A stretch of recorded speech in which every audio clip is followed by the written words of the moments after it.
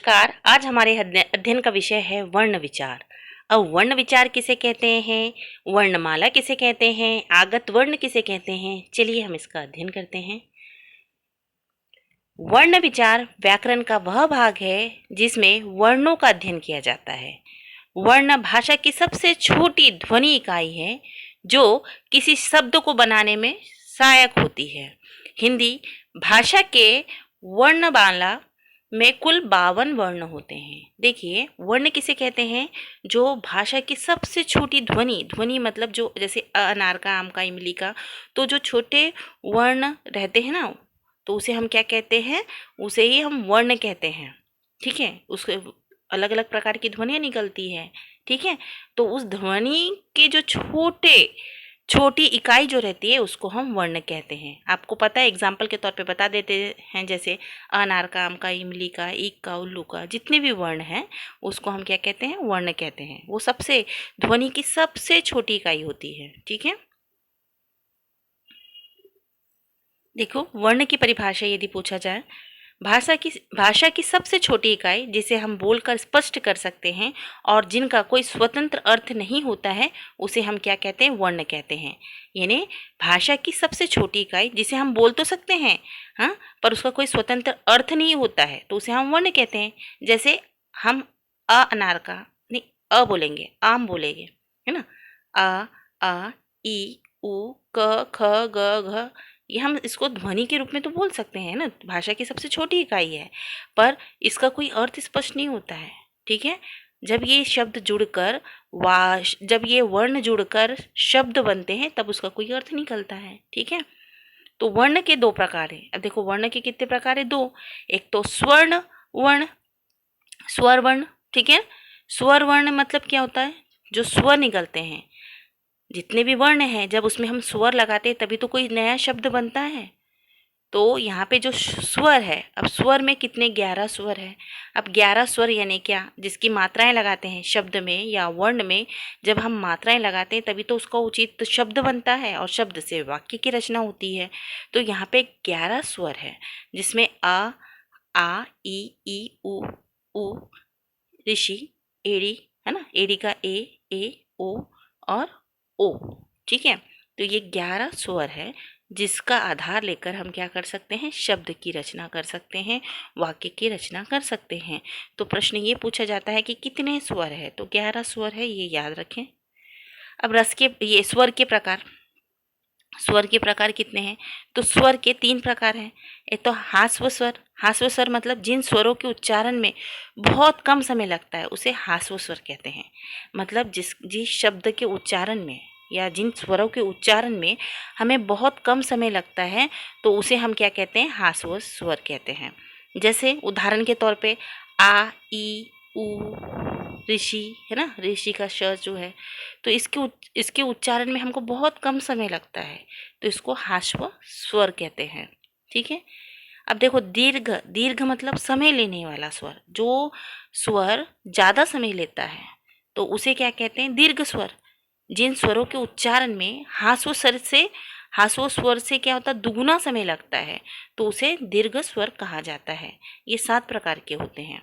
जैसे आ ई उ ए ओ ओ, यदि आप चाहो तो उच्चारण करके देख लेना, क्योंकि जब हम ये आ बोलते हैं तो हमको ज़्यादा वो करना पड़ता है, ज़्यादा स्वर को खींचना पड़ता है और थोड़े ज़्यादा समय पे। आ ई उ ए ओ, है ना, तो इसको, इन स्वरों को खींचने के लिए हमें ज़्यादा समय लगता है। और यहीं पे देखिए, हास्व स्वर के जो ऊपर वाले हैं, देखिए ऊपर वाले जो है उसमें क्या होगा कि आ ई उ, है ना, ये इस तरह से बोलने में ज़्यादा स्वर में ज़्यादा तान नहीं पड़ रहा, ज़्यादा समय नहीं लग रहा। ठीक है, तो जिस शब्दों के उच्चारण में कम समय लगता है उसे हास्व स्वर कहते हैं, और जिन स्वरों के उच्चारण में ज़्यादा समय लगता है या हास्व स्वर से दुगुना समय लगता है तो उसे क्या कहते हैं, दीर्घ स्वर कहा जाता है। और इसकी संख्या कितनी होती है, 7। ठीक है, अब देखिए तीसरा वाला, पलुप्त स्वर जो है, तो पलुप्त स्वर में हास्व स्वर से तिगुना समय लगता है। किसे कहते हैं? देखो ये पलुप्त जो है ना, पलुप्त स्वर जो होते हैं वो ह्रस्व स्वर से क्या दुगुना समय लेता है, किंतु अब इसका प्रयोग चलन में बहुत ना के बराबर है। ठीक है, इसे अंग्रेजी के एस से भी बनाया जा सकता है। जैसे यहाँ पे देखो हम ओम का उच्चारण करते हैं, ओम, है ना, राम। तो ये क्या है? ह्रस्व स्वर से क्या हो रहा है? दुगुना तिगुना हमको समय लग रहा है। हम अपन जब बोलते हैं, इसका उच्चारण करते हैं तो हमें ज़्यादा जोर लगता है, ठीक है, और ज़्यादा समय में लगता है। ओम, है ना, ओ बोला जाए तो हाँ कम समय लगेगा, पर ओम बोला जाए तो उसमें ज़्यादा समय लगेगा। तो जिसमें ज़्यादा समय लगता है, तिगुना समय लगता है, उसे हम क्या कहते हैं? पलयुक्त स्वर। ठीक है।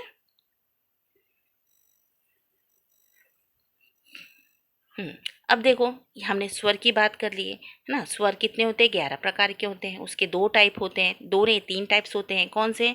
ह्रस्व स्वर, दीर्घ स्वर, और कौन सा? पलयुक्त स्वर। ठीक है ना। और अब उसके बाद में हम देखते हैं व्यंजन। अब व्यंजन में क्या है? तो व्यंजन, ये स्वरों को हटाने के बाद क्या होता है? व्यंजन बनते हैं। जैसे क, ख, ग, घ, घ, है ना, च, छ, ज, झ। तो ये जो है, ये क्या है? व्यंजन है।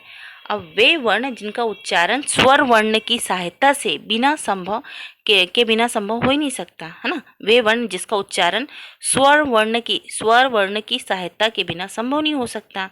अब देखिए, 33 व्यंजन होते हैं, 33 व्यंजन होते हैं। और ये क्या करते हैं? स्वर का जब इनको स्वाद साथ मिलता है तभी शब्द की निर्मित होती है।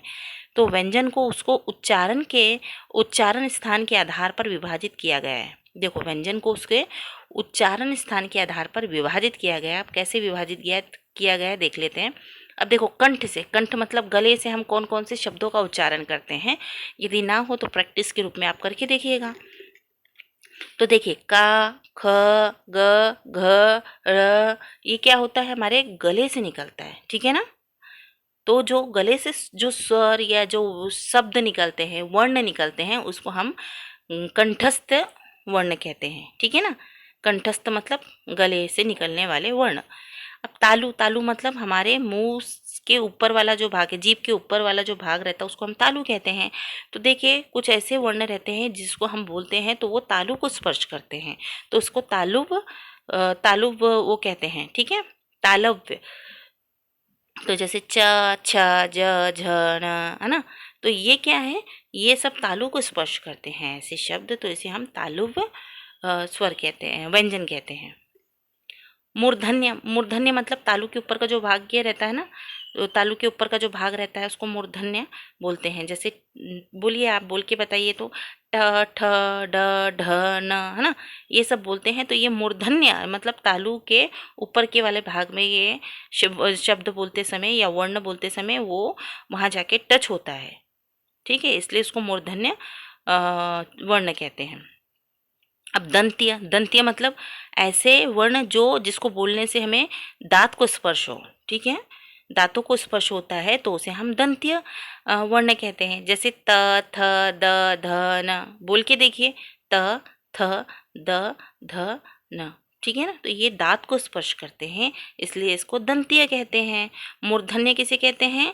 मूर्धन्य मतलब तालु के ऊपर के भाग को बोलते समय जो वर्ण स्पर्श करते हैं उसे मूर्धन्य बोलते हैं। जैसे त, ठ, ड, ढ, न, है ना। तालव्य किसको बोलते हैं? जो तालु को स्पर्श करते हैं जो वर्ण बोलते समय, तो च, छ, ज, झ, र, है ना। कंठस्थ मतलब जो गले को स्पर्श होते हैं बोलते समय, गले को स्पर्श करके जो वर्ण निकलते हैं उसे कंठस्थ कहते हैं। जैसे क, ख, ग, घ, र, है ना। तो ये आपको समझ में आया। कंठस्थ वर्ण किसे कहते हैं, तालु वर्ण किसे कहते हैं, मूर्धन्य वर्ण किसे कहते हैं, दंतीय वर्ण किसे कहते हैं। ठीक है ना। ओष्ठ, देखो ओष्ठ मतलब ऐसे शब्द नहीं कहेंगे, वर्ण जिसको बोलते समय हमारे ओठों में बल पड़ता है या ओठ स्पर्श होते हैं। जैसे बोलते हैं प, देखो प बोलेंगे तो वो ओठ को स्पर्श करते हैं, ओठों से निकलता है वो। फ, ब, भ, म, है ना।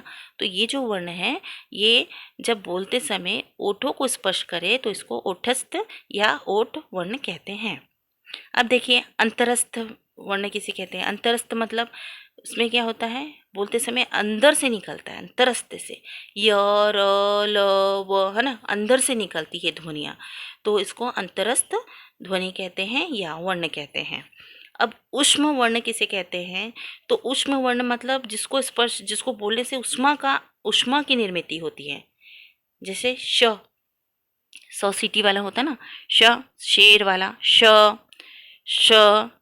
स और ह, है ना। जब इसको हम बोलते हैं तो ये एकदम स्पर्श करके, गले को स्पर्श करके स्पर्शीय ऊष्म वर्ण कहा जाता है, क्योंकि ये जब बोलते समय एकदम बोलते हैं ना जब हम, तो ये बिल्कुल स्पर्श करके अंदर से निकलती है। है ना, षटकोण का, है ना, शेर वाला है, षटकोण वाला है, सरोते वाला है, और तो ये जो वर्ण है 4 होते हैं, और ये वर्ण बोलने से अलग ही ऊष्मा निर्मित होती है, या बोलते समय अलग ही घर्षण उत्पन्न होता है, तो इसे हम ऊष्म व्यंजन कहते हैं। अब देखिए, अब संयुक्त व्यंजन भी है। तो संयुक्त व्यंजन मतलब 2 शब्दों के जोड़ से जो शब्द की निर्मिति होती है, शब्दों की निर्मिति होती है, तो उसे हम संयुक्त वर्ण कहते हैं। जैसे छतरी का है ना, तो उसमें छ और श, इन 2 शब्दों को मिलाने से क्या बनता है? श बना है ना। त और र मिला के त्र बनता है। ज्ञानी का, है ना, और श्रामिक का, तो ये 2 शब्दों से बनकर निर्मित होता है, इसीलिए इसे संयुक्त वर्ण कहा जाता है। ठीक है, समझ में आया आप लोगों को? अब देखो, अयोग्य प्रवाह किसे कहते हैं? अब अयोग्य प्रवाह कुल 3 होते हैं। ठीक है, जैसे आपने देखा ये अनुनासिका, है ना, तो ये अनुनासिका, ये जो और उसमें चंद्र बिंदु है, तो उसे अनुनासिका कहा जाता है ना। अब आ के बाद जो विसर्ग चिन्ह लगा है, तो उसको विसर्ग चिन्ह, और अनुस्वार लगता है, तो 3 अयोग्य प्रवाह है, जिसका हम क्या करते हैं? मात्रा के रूप में उपयोग करते हैं। ठीक है, वर्णमाला की कुल संख्या कितनी है यदि प्रश्न में पूछा जाए, तो आप बता सकते हैं कि 11 स्वर होते हैं, 33 व्यंजन होते हैं, 3 आयोग प्रवाह है, और टोटल मिलाकर 52 वर्ण है। ठीक है, इसका महत्व क्या है? तो आप बता सकते हैं कि वर्ण विचार भाषा के अध्ययन का आधार है। यह भाषा की ध्वनि, उच्चारण और लेखन को स्पष्ट करता है। सही उच्चारण और शुद्ध लेखन से इसकी भूमिका महत्वपूर्ण होती है। ठीक है ना, यदि हमें सही उच्चारण करना है और शुद्ध लेखन में इसकी क्या महत्वपूर्ण भूमिका रहती है। किसी भी वाक्य की रचना करते समय या शब्द की रचना करते समय या उसे बोलते समय शुद्ध वाक्य किस तरह से बोला जाए, इसके लिए बहुत ही अहम भूमिका वर्णों की और मात्राओं की होती है। अब देखिए, एक नज़र में इसकी जो छोटी छोटी वो है, देख लेते हैं। देखो, भाषा की सबसे छोटी ध्वनि को वर्ण कहते हैं। भाषा की सबसे छोटी ध्वनि को वर्ण कहते हैं। वर्ण के 2 प्रकार होते हैं, एक तो स्वर और दूसरा व्यंजन। ठीक, देखो, स्वर स्वतंत्र रूप से बोले जाने वाले वर्ण हैं, जबकि व्यंजनों को स्वरों की सहायता से बोला जाता है। देखो, मात्राएं जो होती है वो स्वतंत्र रूप से बोला जाता है, किंतु कोई भी वर्ण जो होता है उसको स्वर की सहायता लेना ही पड़ता है, नहीं तो वाक्य और शब्दों की रचना होगी ही नहीं। हिंदी वर्णमाला में कुल 52 वर्ण, 11 स्वर, 2 अयोग्य प्रवाह, 25 स्पर्श व्यंजन, 2 अन्न वर्ण, 4 अंतरस्थ व्यंजन तथा ऊष्म व्यंजन और 4 संयुक्त व्यंजन होते हैं। 52 वर्षों के वर्णों, देखो यहाँ पे वर्षों का गलत है, माफ करना। 52 वर्णों के अलावा हिंदी में आ, ज और फ आदि आगत वर्णों का भी प्रयोग किया जाता है। आगत ध्वनियाँ किसे कहते हैं या आगत वर्ण किसे कहते हैं? जो बाहर से आए हुए हैं, जैसे ज, ज, फ, है ना। तो ये क्या हो गया? ये फारसी वर्ण है जो हमारे इधर लिए गए हैं। ठीक है, शिष्य 2 यानी रैप जहाँ बोला जाता है उसमें अगले वर्णों के ऊपर सैफरन का प्रयोग किया जाता है। देखो, ड में अंग्रेजी के उल्टे वी के आधार के आकार का जो चिन्ह है उसमें एक तिरछी रेखा पदेन 2 की होती है और तिरछी रेखा हल चिन्ह होता है। ठीक है, देखो, फा का उच्चारण करते समय ओठों को मिलाया नहीं जाता है, फा, जबकि फा ये देखो यहाँ पे जो है ना फ के नीचे बिंदु लगा है, तो जब फ का उच्चारण करते हैं ना तब ओटो को मिलाया नहीं जाता है, जबकि जब फ का उच्चारण करेंगे तो ओटो को मिलाया जाता है।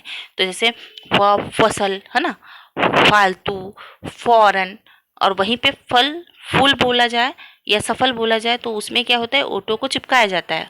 और फसल बोलते समय ओटो को चिपकाया नहीं जाता, फालतू, फौरन। तो ये जो फ है और उसमें चंद्र बिंदु लगा हुआ है, ये बाहर से आई हुई ध्वनियाँ हैं या बाहर से आए हुए वर्ण हैं। ठीक है, तो आशा करते हैं कि आपको वर्ण विचार समझ में आया होगा। नहीं समझ में आया तो एक बार और देख लीजिएगा। धन्यवाद।